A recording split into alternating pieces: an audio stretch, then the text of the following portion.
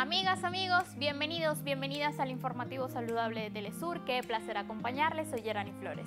A propósito del Día Mundial de la Prevención del Cáncer de Cuello Uterino, este 26 de marzo, dedicamos esta emisión a concienciar sobre la importancia de la prevención de esta enfermedad. Más adelante les ofrecemos los detalles, como siempre. Primero vamos a revisar las informaciones más destacadas de la semana en materia de salud.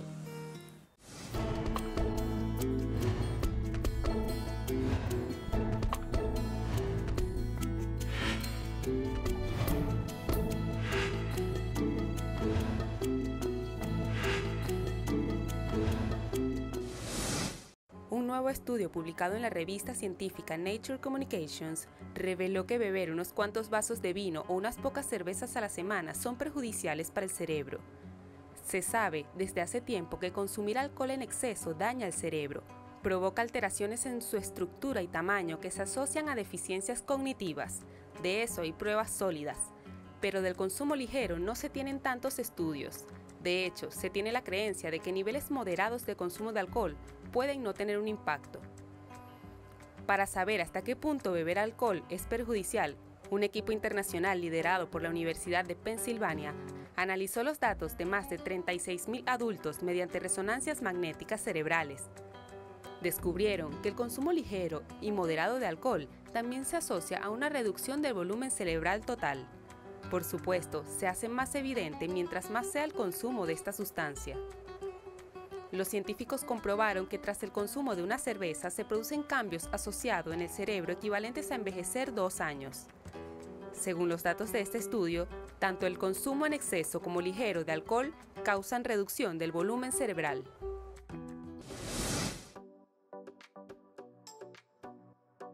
En una comunidad situada en el corazón de Paraguay, un grupo de europeos ha encontrado un refugio donde se sienten cómodos.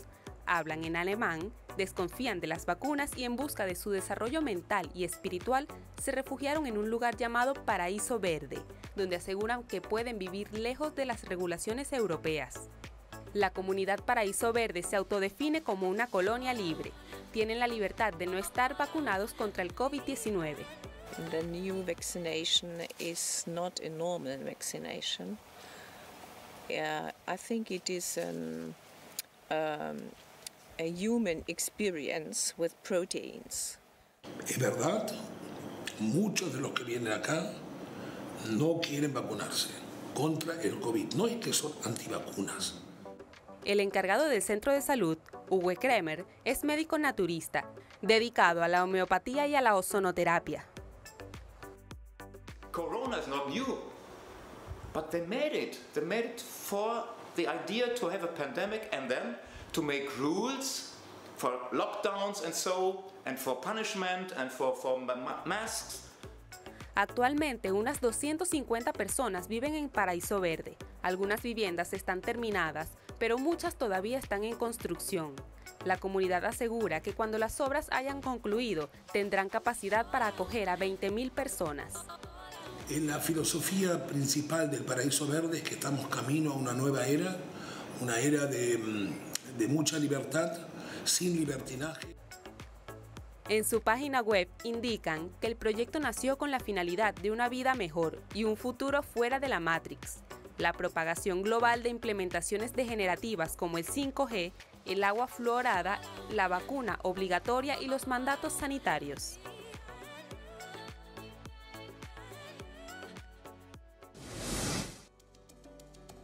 La Organización Mundial de la Salud publicó una guía con más de 50 recomendaciones sobre la práctica de la interrupción voluntaria del embarazo, que busca proteger la salud de las mujeres y las niñas de los procedimientos inseguros.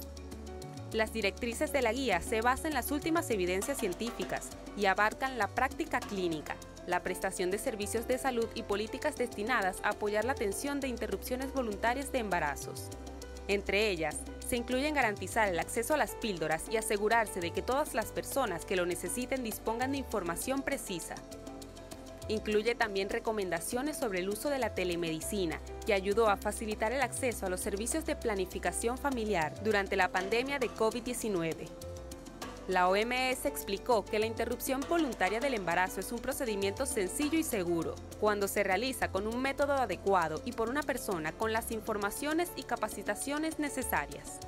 Las pruebas han mostrado que restringir el acceso no reduce el número de interrupciones voluntarias que se practican, sino que por el contrario, cuando existen restricciones, las mujeres y niñas recurren a procedimientos inseguros con resultados a menudo trágicos. No se trata de aborto sí o aborto no, el aborto ya existe, lo que se persigue es reducir la tasa de mortalidad por procedimientos en condiciones no aptas, que siguen siendo una realidad en muchos países de nuestra región. Ese es precisamente el debate. Allí nuestro recorrido informativo, vamos ahora a revisar las efemérides de la semana.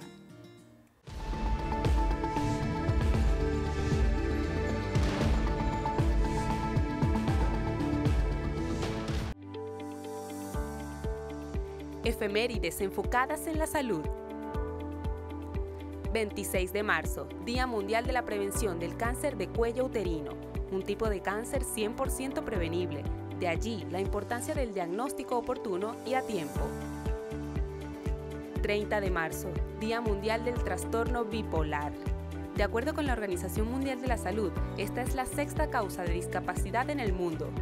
Se caracteriza por la exaltación eufórica y la tristeza patológica, es decir, cambios intensos en el estado de ánimo. Esta enfermedad a mediano y a largo plazo puede provocar daño cerebral. 31 de marzo, Día Mundial contra el Cáncer de Colon, un tipo de cáncer que se desarrolla en el intestino grueso. Hasta hoy se desconoce su causa, pero factores como una dieta baja en fibra, la edad avanzada y el tabaquismo pueden aumentar su incidencia. 2 de abril, Día Mundial de la Concientización sobre el Autismo, una afección relacionada con el desarrollo del cerebro que afecta la manera en que la persona percibe y socializa con otras. También comprende patrones de conducta restringidos y repetitivos. Los científicos no conocen las causas exactas de su origen. Tiempo de una primera pausa. Al regreso, con la ayuda de un especialista, vamos a conocer el cuello uterino y ahondamos en cómo protegerlo de la aparición de un carcinoma. No se apartes, ya venimos.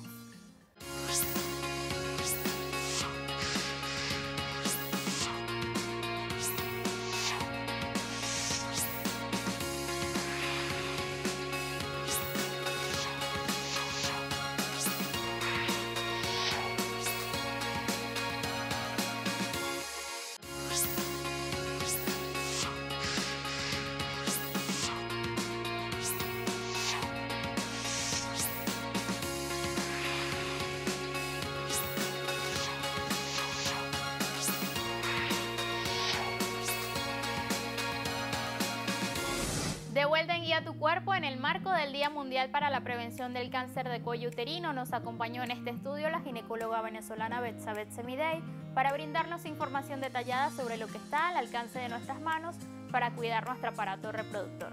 Veamos. El cérvix o cuello uterino es un canal estrecho que se localiza entre el útero y la vagina. Mide aproximadamente 2.5 a 3.5 centímetros de largo y en él se da una afección llamada cáncer de cuello uterino que puede prevenirse. 26 de marzo es el Día Mundial contra el Cáncer de Cuello Uterino y es un día que se formalizó para crear conciencia de la prevención y tratamiento a tiempo de lesiones premalignas del cuello uterino. Este es uno de los pocos tipos de cáncer que se pueden prevenir y se pueden diagnosticar a tiempo, pudiéndose atacar hasta en un 100%. Una de sus principales causas es el virus del papiloma humano, un virus que ataca el ADN de las células del cuello uterino, alterándolo. Cuando el virus del papiloma humano afecta a la célula, afecta principalmente el ADN. Cuando afectamos el ADN, esto puede ocasionar un descontrol en el crecimiento y en el desarrollo celular, ocasionando que él siga creciendo de manera irregular y después con el tiempo este tipo de células se pueden transformar en células cancerígenas. La prueba masiva que se realiza para la detección precoz del cáncer de cuello uterino es la citología. Es la prueba estándar para diagnosticar estadios iniciales del cáncer de cuello uterino. También existe la llamada prueba de detección de BPH y para un diagnóstico más completo es importante realizar la colposcopia. En ella se usa una especie de microscopio que amplía bastante el cuello uterino y permite ver con los líquidos aplicados, hasta las lesiones más pequeñas, donde se observen, es donde se va a tomar la biopsia para ver de qué tipo de lesión se trata. La colposcopia es un estudio que se realiza, uno coloca un líquido que se llama ácido acético, que eso lo que hace es como hacer que las células se pongan un poco transparentes para poder ver más allá de las capas superficiales. Eso nos va a dar, normalmente el cuellito es rosadito. Cuando uno coloca esta solución, las áreas que tienen lesión se pintan de blanco. Después esto lo confirmamos con una sustancia que se llama Lugol, que lo que hace es que es a base de yodo. No se puede usar, por supuesto, en pacientes que son alérgicas al yodo. Esto lo que va a hacer es que nos va a pintar todo el cuello uterino. Las células que produzcan glucógeno, que son las células que son sanas, van a agarrar esta coloración. Cuando tenemos una lesión en el cuello uterino, esas células no producen glucógeno y esa parte celular no se colorea. Las lesiones de grado 1 normalmente tienen un tratamiento y se curan si son detectadas y tratadas a tiempo. Se pueden curar al 100%. De allí, la importancia de la detección temprana para evitar que evolucione y avance a lesiones de grado 2 o 3 en las que ya se requiere un tratamiento más agresivo. Normalmente en el cuello uterino, cuando nosotros hacemos la citología, se hace citología y se hace colposcopia. En las citologías a veces pueden aparecer neoplasia, lo que le llaman neoplasia intraepitelial cervical. Esta neoplasia, que es como un tipo de crecimiento anormal de este tipo de células del cuello uterino, tiene 3 grados. Grado 1, grado 2, grado 3, y después del grado 3 vamos al carcinoma in situ. Carcinoma in situ es un cáncer que está localizado solamente en el cuello uterino. Las lesiones grado 1 normalmente son lesiones que uno le llama de bajo grado. El 70-80% de estas lesiones van a quitarse solitas, o sea, la persona se va a curar solo con su sistema inmunológico. Pero hay un 30 o 20% de pacientes que pueden evolucionar más allá, a estadio 2, a estadio 3, carcinoma in situ y después en futuro un cáncer de cuello uterino. El problema de los estadios iniciales del cáncer de cuello uterino es que no muestra síntomas. Regularmente, cuando la paciente tiene síntomas, ya está en estadios avanzados. Y los síntomas de estadio avanzado, más que todos signos, es un olor como a carne podrida que viene de la vagina. O a veces hay unos sangrados anormales, sangrados abundantes, sangrados de un aspecto que no es normal en la paciente. En ocasiones puede haber dolor, sobre todo si están tomados órganos cercanos. Pero para que normalmente se den estos síntomas ya tuvo que haber pasado por unos estadios iniciales. ¿Qué pasa? Que la paciente cuando llega a un cáncer de cuello uterino en estadio avanzado, probablemente esta paciente tenía 5, 10, 15 años que no se hacía su control ginecológico. Entonces, por supuesto, no fue detectado a tiempo. El cáncer de cuello uterino no tiene edad para el diagnóstico. Lo ideal es tener un control ginecológico periódico para prevenir su aparición.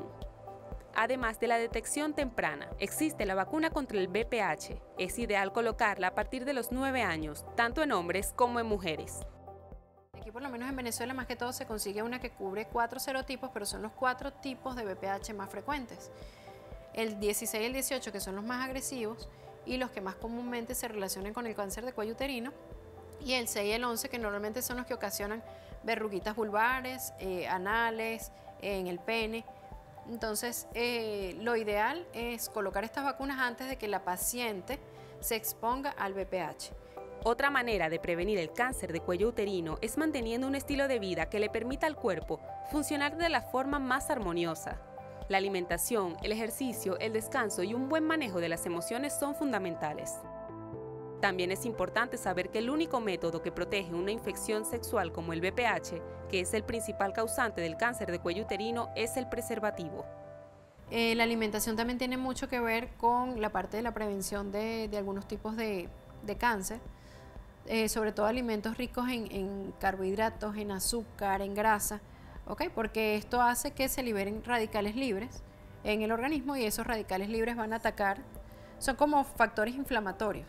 Y un órgano sometido a estrés oxidativo, a inflamaciones con frecuencia, tiende a haber un cambio que puede evolucionar a neoplasias, bien sea benignas, bien sea malignas, pero hay un factor que afecta. Ideal, comer alimentos ricos en vitamina B6, atún, salmón, nueces, pescados blancos, también comer muchas frutas, vegetales verdes, brócoli, acelga, espinaca, berro. Son alimentos que nos van a nutrir y nos van a mejorar todo lo que es el sistema inmunológico y el factor inflamatorio. Cuando hay el diagnóstico de un cáncer en la familia, es importante evitar que la persona caiga en depresión, ya que esta afecta el sistema inmunológico, nuestro sistema defensor de agentes patógenos. Por ello, se necesita el apoyo y la contención familiar. El cáncer evoluciona más rápido en personas que tienen el sistema inmunológico comprometido. Ideal es que estas personas, si no tienen ese apoyo familiar, si no tienen esa ayuda familiar, que busquen apoyo. Hay centros de psicología, e inclusive a veces es necesario que se vean por psiquiatría si ya hay un diagnóstico de depresión, porque esto afecta tanto a la persona que lo padece como a los familiares. Hay otro tipo de cáncer que también se puede prevenir, es el cáncer de endometrio, que ocurre o se genera cuando esta zona crece de manera desproporcionada. Se ve principalmente en la etapa posmenopáusica, porque hay pacientes que de repente no se controlaron más nunca, el endometrio la persona entró en menopausia, el endometrio quedó grueso, él cuando entra en menopausia debe estar delgadito, que asegura que no hay tejido allí. Si ese endometrio, ese tejido queda grueso, hay pacientes que se descuidan, oye, yo tengo menopausia, yo no voy a ir a control ginecológico porque ya yo no tengo por qué verme por ginecología.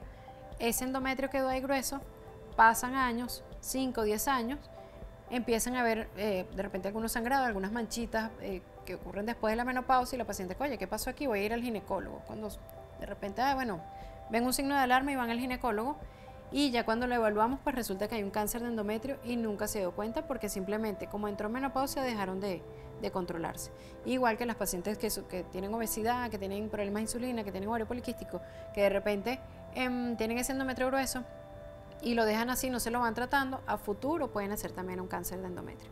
Tanto el cáncer de cuello uterino como el cáncer de endometrio son totalmente prevenibles. Un diagnóstico a tiempo puede hacer un cambio notable en la salud futura de la mujer.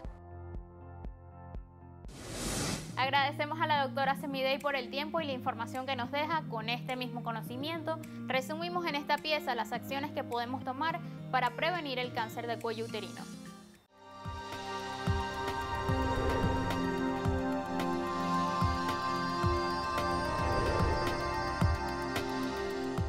Recomendaciones para prevenir el cáncer de cuello uterino. Realizarse chequeos ginecológicos periódicamente. Usar protección durante las relaciones sexuales para evitar contagios por el virus del papiloma humano, principal causante del cáncer de cuello uterino. Mantener una alimentación óptima para que el sistema inmunológico pueda combatir agentes patógenos. Aplicarse la vacuna contra el VPH. Así vamos a la segunda y última pausa. En tiempos de pandemia, China consolidó su liderazgo en materia científica. Lo veremos al volver en nuestra nota positiva. Quédese con nosotros.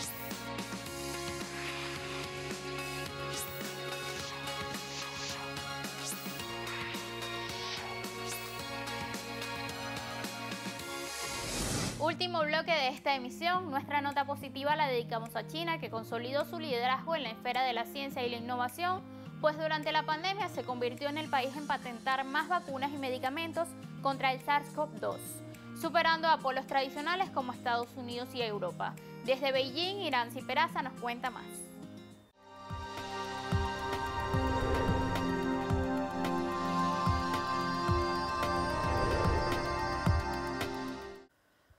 Ante el reto que ha significado la pandemia de COVID-19 para todas las naciones del mundo, China adelantó a Estados Unidos en las cifras de vacunas y tratamientos contra la enfermedad, demostrando la creciente capacidad de su sector de tecnología avanzada. China presentó durante la pandemia 276 solicitudes de patente de vacunas y 887 de tratamientos relacionados con la COVID, cifras muy superiores a las de sus más cercanos seguidores, de acuerdo con un informe de la Organización Mundial de la Propiedad Intelectual. En los primeros 20 meses desde el estallido del nuevo coronavirus, esa agencia contabilizó 5.300 solicitudes de patentes relacionadas con la COVID-19, una lista ampliamente liderada por China y luego Estados Unidos, Rusia y el Reino Unido. El éxito de China en el control de la COVID-19 se puede atribuir a muchos factores, y uno de ellos es la contribución de la ciencia y la tecnología. Hemos estado haciendo esfuerzos desde el principio en 5 direcciones, que incluyen el desarrollo y producción de vacunas, medicamentos, reactivos de prueba y vías para rastrear el origen. La investigación de esa agencia de la ONU, que tiene el objetivo de analizar las tendencias en el campo de la innovación científica y tecnológica durante la respuesta a la pandemia, muestra que Beijing no solo superó a naciones de amplio renombre en este campo, sino que también logró expandir la capacidad del sector científico-tecnológico. El informe muestra además que la pandemia desató una movilización de la comunidad científica sin precedentes y ponderó el papel de universidades y organizaciones públicas de investigación en la innovación frente al coronavirus. La investigación básica y la exploración de vanguardia son nuestras fronteras cognitivas en la expansión de la ciencia y también el punto de partida lógico fundamental y pionero que proporciona una fuente inagotable de fuerza para las innovaciones tecnológicas. En este caso, situamos la investigación básica en una posición muy importante. Además, para dar más oportunidades a los jóvenes, lanzamos programas especiales de alta tecnología para los jóvenes científicos, para que puedan dar rienda suelta a su capacidad en la plataforma de innovación científica y tecnológica. La eficiencia en la gestión de la pandemia de COVID-19 mostrada hasta el momento por las autoridades chinas ha puesto al país en una situación más favorable de cara a la recuperación mundial y como un pilar para el incentivo del comercio y la estabilidad a nivel internacional. Irancy Peraza, Telesur, Beijing, China. Así llegamos al final de nuestra emisión. Les recuerdo nuestros puntos de contacto en redes: Instagram @guiatucuerpo_tlsur, Twitter @guiatucuerpo_tls, mi cuenta en Twitter @jflorestlsur. Nuestras emisiones anteriores puede verlas en nuestro canal de YouTube y comunicarse con nosotros a través del correo guiatucuerpo@telesurtv.net. Recomiéndanos por allí algún tema que desee que abordemos en este espacio. Se despide Yerani Flores, gracias por acompañarnos y permitirnos influir en su calidad de vida. Hasta la próxima semana.